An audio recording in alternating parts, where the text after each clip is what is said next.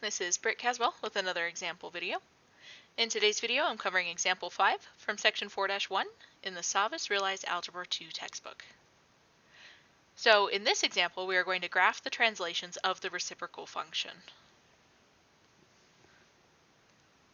So recall that when you have the general form of the reciprocal function, you can right away see the translations that are happening.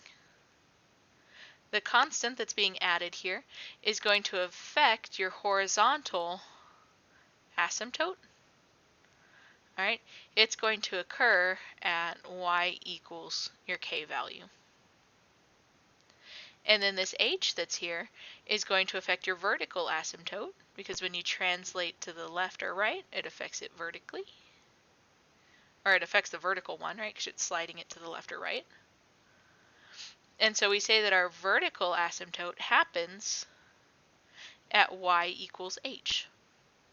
Then remember, it looks like h changes signs. Okay, and again, that's because of the minus in the formula. So if I'm doing this example here on the left, my vertical asymptote is right here at -3.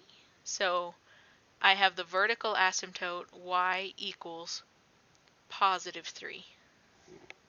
So if I came over to the graph, which I graphed it on Desmos just to speed this up a little, but if I go to the graph, you could see right here where the graph is not quite hitting y equals 3.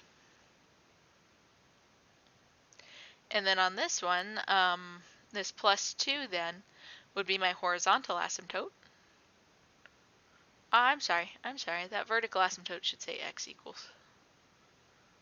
Ooh, can't have y equals over. Oops. So let's change some of those. So again, that's x equals h. So a lot of times people struggle, like I just struggled, I made that mistake, when it's vertical saying x and when it's horizontal saying y. That's a very common error, which I make all the time in my head as well.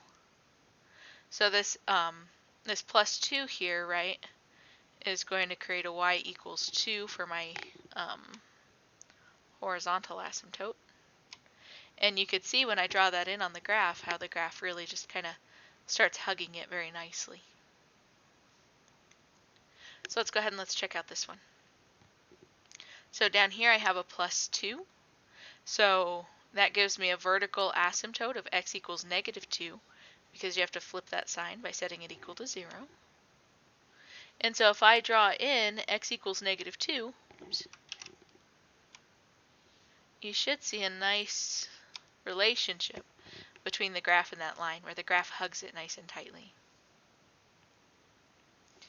And then here, that -4, y equals -4 is going to be my horizontal asymptote.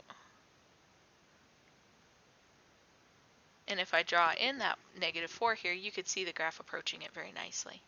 So the asymptotes are really hard to see on a graph unless you actually draw in the lines and compare them a little bit.